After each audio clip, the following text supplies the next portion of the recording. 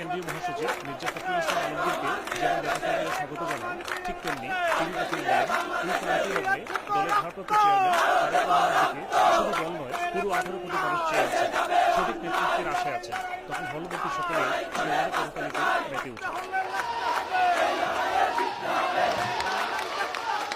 মির্জা ফখরুল বলেন, দেশে এখন চরম কঠিন দিন চলছে, ভয়ভীতি আর ত্রাস সমাজকে গ্রাস করেছে। তার দলের আসামি হচ্ছেন 18 লাখ, খুন হয়েছেন 10,000 আর গুম 500।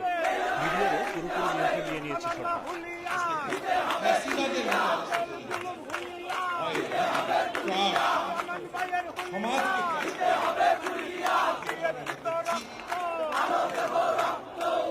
অনুষ্ঠানে সভাপতিত্ব করেন ইউকে বিএনপি প্রেসিডেন্ট আমির মালিক। সেক্রেটারি ফয়সাল আহমদের পরিচালনায় এতে ইউকে বিএনপির বিভিন্ন পর্যায়ের নেতৃবৃন্দ অংশ নেন।